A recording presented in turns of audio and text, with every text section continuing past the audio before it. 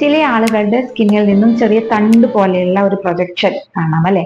കാലുണ്ണി അല്ലെങ്കിൽ ഉണ്ണി, skin tag എന്നൊക്കെയാണ് നമ്മൾ ഇതിനെ വിളിക്കുന്നത്. അപ്പൊ എന്തുകൊണ്ടാണ് ഈ ഒരു സ്കിൻ ടാഗ് ഉണ്ടാകുന്നത്? ഇത് നമ്മുടെ ശരീരത്തിൽ എന്തൊക്കെ പ്രശ്നങ്ങളാണ് ഉണ്ടാക്കുന്നത്, അല്ലെങ്കിൽ നമ്മൾ ഇതിനെ എപ്പോഴാണ് ബോധർ ചെയ്യേണ്ടത്, നമുക്ക് എങ്ങനെ പരിഹരിക്കാം, അല്ലെങ്കിൽ ഇത് നമുക്ക് കംപ്ലീറ്റ് ആയിട്ട് എങ്ങനെ മാറ്റാം എന്നൊക്കെയാണ് ഇന്നത്തെ വീഡിയോയിൽ ഞാൻ സംസാരിക്കുന്നത്. തീർച്ചയായിട്ടും ഈ ഒരു വീഡിയോ ഇഷ്ടപ്പെടുകയാണെന്നുണ്ടെങ്കിൽ ലൈക്ക് ചെയ്യുക. പിന്നെ നിങ്ങളുടെ സംശയങ്ങൾ കമന്റ് ബോക്സിൽ രേഖപ്പെടുത്തുക. നിങ്ങളുടെ സുഹൃത്തുക്കൾക്കും ബന്ധുക്കൾക്കും ഈ ഒരു വീഡിയോ ഷെയർ ചെയ്ത് കൊടുക്കാനും മറക്കണ്ട. സ്കിൻ ടാഗ് എന്ന് പറയുന്നത് നമ്മുടെ സ്കിന്നിൽ നിന്നും കാണുന്ന ചെറിയ പ്രൊജക്ഷൻസ് ആണ്. അത് മിക്കവാറും സ്കിന്നിന്റെ കളറിൽ അല്ലെങ്കിൽ കുറച്ചും കൂടി ഡാർക്ക് ആയിട്ടുള്ള കളറിലായിരിക്കും കാണുന്നത്. പ്രത്യേകിച്ച് നമുക്ക് അമിതമായിട്ട് ഫ്രിക്ഷൻ അല്ലെങ്കിൽ റബ്ബിങ് വരുന്ന സ്ഥലങ്ങളിൽ, പ്രത്യേകിച്ച് സ്കിന്നിന്റെ മടക്കുകളിൽ, ആ ഒരു സ്കിൻ ഫോൾഡിങ്സിലൊക്കെ ആയിരിക്കും ഇത് കാണപ്പെടുന്നത്. ഏറ്റവും കൂടുതലായിട്ട് കാണപ്പെടുന്നത് നമ്മുടെ കഴുത്തില്, അതുപോലെ കൺപോളകളില്, പിന്നെ പലപ്പോഴും ആക്സില്, നമ്മുടെ കക്ഷക്കുഴികളിലും, അതുപോലെ തന്നെ വയറിന്റെ താഴെ, ബ്രസ്റ്റിന്റെ ആ ഒരു മടക്കില്, അതുപോലെ ജനൈറ്റൽ ഏരിയയിലൊക്കെ സ്കിൻ ടാഗ്സ് രൂപപ്പെട്ടേക്കാം. ഇതിൽ മെയിൻ ആയിട്ടും ചെറിയ ചെറിയ ബ്ലഡ് വെസൽസ്, ചെറിയ ചെറിയ ബ്ലഡ് വെയിൻസ്, അതുപോലെ ബ്ലഡ് വെസലുകൾ, അതുപോലെ കൊളാജൻ എന്ന് പറയുന്ന ഒരു ഫൈബർ ആണ് കാണപ്പെടുന്നത്. പലപ്പോഴും ഇത് നമ്മൾ റിമൂവ് ചെയ്ത് കഴിഞ്ഞിട്ടുണ്ടെങ്കിൽ, അതായത് മാനുവൽ ആയിട്ട് റിമൂവ് ചെയ്യാൻ പറ്റും എന്നൊക്കെ തോന്നും. പക്ഷെ നമ്മളതിന് ശ്രമിച്ചിട്ടുണ്ടെങ്കിൽ നമുക്ക് അറിയാൻ ഭയങ്കര ബുദ്ധിമുട്ടാണ്. ചിലപ്പോൾ നമുക്ക് വേദന ഉണ്ടാക്കാനും അല്ലെങ്കിൽ ബ്ലീഡിങ് ഉണ്ടാക്കാനും ഒക്കെ ഉള്ളൊരു സാധ്യതയുണ്ട്. നമുക്ക് ഫ്രിക്ഷൻ കൂടുന്നത് കൊണ്ട് അല്ലെങ്കിൽ റബ്ബിങ് കൂടുന്നത് കൊണ്ടാണ് ഇത്തരത്തില് സ്കിൻ ടാഗ്സ് പലപ്പോഴും ഉണ്ടാകുന്നത്. ഇതിന്റെ പ്രധാന കാരണം എന്ന് പറയുന്നത് നമ്മുടെ ശരീരത്തിൽ ഇൻസുലിൻ റെസിസ്റ്റൻസ് വരുന്നത് കൊണ്ടാണ്. ഇൻസുലിൻ റെസിസ്റ്റൻസ് എന്ന് പറഞ്ഞു കഴിഞ്ഞിട്ടുണ്ടെങ്കിൽ നമ്മുടെ പാൻക്രിയാസ് പ്രൊഡ്യൂസ് ചെയ്യുന്ന ഒരു ഹോർമോൺ ആണ് ഇൻസുലിൻ എന്ന് എല്ലാവർക്കും അറിയാം. നമ്മുടെ ഗ്ലൂക്കോസ്, നമ്മൾ കഴിക്കുന്ന ഭക്ഷണത്തിൽ കൂടി ശരീരത്തിൽ എത്തുന്ന ഗ്ലൂക്കോസിന്റെ മെറ്റബോളിസം നടക്കണമെന്നുണ്ടെങ്കിൽ, അല്ലെങ്കിൽ ബ്ലഡിലേക്ക് അബ്സോർബ് ചെയ്യപ്പെടുന്ന ഇൻസുലിനെ കറക്റ്റ് ആയിട്ട് സെല്ലിൽ കൊണ്ടുപോയി വെക്കണമെന്നുണ്ടെങ്കിൽ ഇൻസുലിന്റെ പ്രസൻസ് ആവശ്യമാണ്. ഒരു കീ പോലെയാണ്, സെൽസ് തുറക്കാനുള്ള ഒരു കീ പോലെയാണ് ഈ ഒരു ഇൻസുലിൻ വർക്ക് ചെയ്യുന്നത്. എന്നാൽ സെല്ലുകളിലെല്ലാം ഈ ഒരു ഗ്ലൂക്കോസ് നിറഞ്ഞു കഴിയുമ്പോൾ എന്താകും, ഈ ഒരു ഇൻസുലിൻ ചെന്ന് തുറക്കാൻ ശ്രമിക്കുമ്പോൾ സെൽസ് തുറന്നു വരില്ല. അപ്പോൾ ഈ ഇൻസുലിൻ ബ്ലഡിൽ കടന്ന് സർക്കുലേറ്റ് ചെയ്യാനായിട്ട് തുടങ്ങും. ബ്ലഡിൽ ഈ ഒരു ഇൻസുലിന്റെ അളവ് കൂടും. അപ്പൊ ഇങ്ങനെ ബ്ലഡിനോട് അല്ലെങ്കിൽ നമ്മുടെ ഇൻസുലിനോട് സെൽസ് റെസ്പോണ്ട് ചെയ്യാത്ത ഈ ഒരു അവസ്ഥ തന്നെയാണ് ഇൻസുലിൻ റെസിസ്റ്റൻസ് എന്ന് പറയുന്നത്.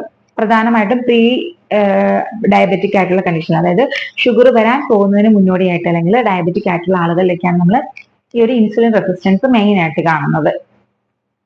പിന്നെ പലപ്പോഴും നമുക്ക് അമിതമായിട്ട് വണ്ണം വെക്കുന്ന സാഹചര്യങ്ങൾ, അല്ലെങ്കിൽ നമ്മുടെ ബോഡി വെയിറ്റ് കൂടുന്ന സാഹചര്യങ്ങളൊക്കെ ഉണ്ടെന്നുണ്ടെങ്കിൽ നമുക്ക് സ്കിൻ ടാഗ്സ് വരാം.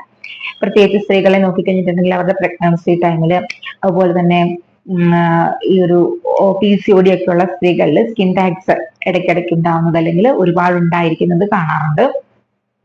പിന്നെ ഒബേസിറ്റി ഉള്ള, അമിതവണ്ണം ഒക്കെ ഉള്ള ആളുകളിൽ സ്കിൻ ടാഗ്സ് ഉണ്ടാവാം.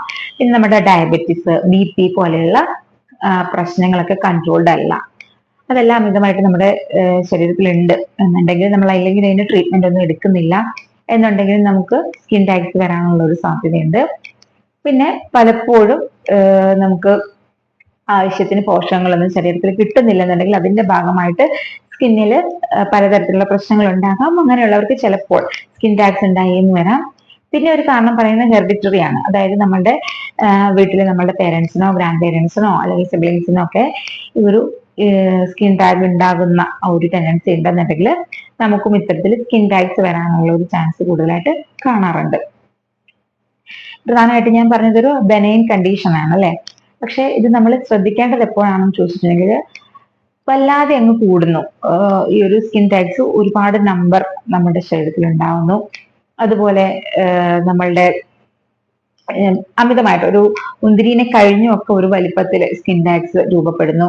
പിന്നെ അതിന്റെ ഒരു ബോർഡേഴ്സ് ഒക്കെ നമുക്ക് കറക്റ്റ് ആയിട്ട് സ്മൂത്ത് ആയിട്ടല്ലാതെ ഇറഗുലർ ആയിട്ട് വരുന്നു. അതുപോലെ നമ്മൾ നെടുകെ മുറുക്കിയാണെന്നുണ്ടെങ്കിൽ ആ ഒരു രണ്ട് ഭാഗങ്ങളും തമ്മിൽ, അങ്ങനെ സങ്കല്പിക്കുകയാണെന്നുണ്ടെങ്കിൽ രണ്ട് ഭാഗങ്ങളും തമ്മിൽ ഒരുപാട് ഡിഫറൻസ് വരുന്നു, ഡയമെൻഷനിൽ ഒരുപാട് ഡിഫറൻസ് വരുന്നു.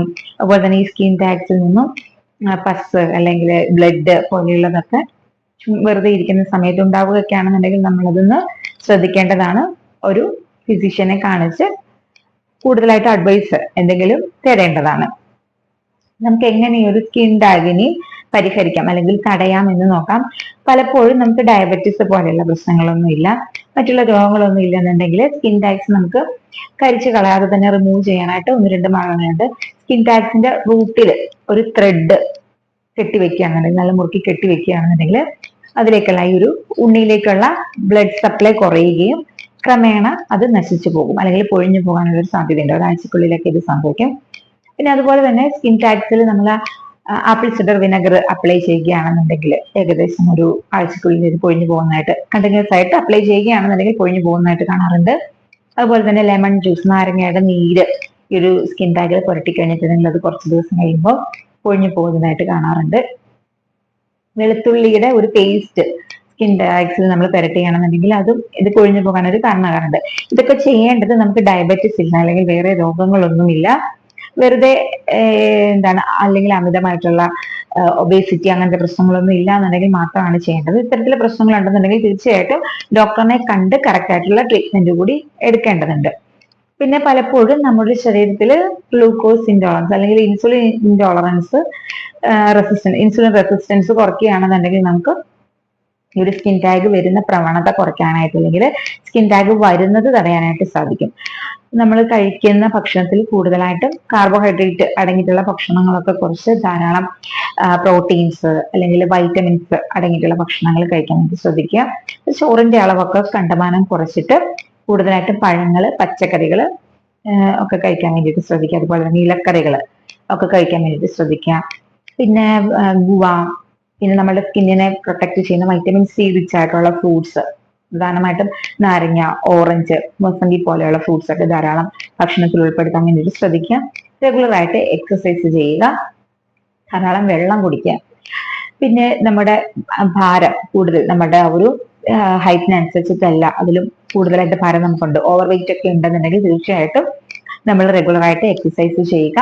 ലൈഫ് സ്റ്റൈൽ മോഡിഫിക്കേഷൻ കൊണ്ട് തന്നെ നമുക്ക് ഇത്തരത്തിലുള്ള പ്രശ്നങ്ങളെല്ലാം ഒരു പരിധി വരെ തടയിടാനായിട്ട് സാധിക്കും. നമുക്ക് ഇത്തരത്തിലുള്ള എല്ലാ സ്കിൻ പ്രോബ്ലംസും, വാട്സ്, സ്കിൻ ടാക്സ് പോലെയുള്ള അല്ലെങ്കിൽ അതിലപ്പുറത്തേക്കുള്ള എല്ലാ സ്കിൻ പ്രോബ്ലംസിനും ഹോമിയോപ്പതിയിൽ യാതൊരു സൈഡ് എഫക്റ്റും ഇല്ലാത്ത മരുന്നുകളും ലഭ്യമാണ്.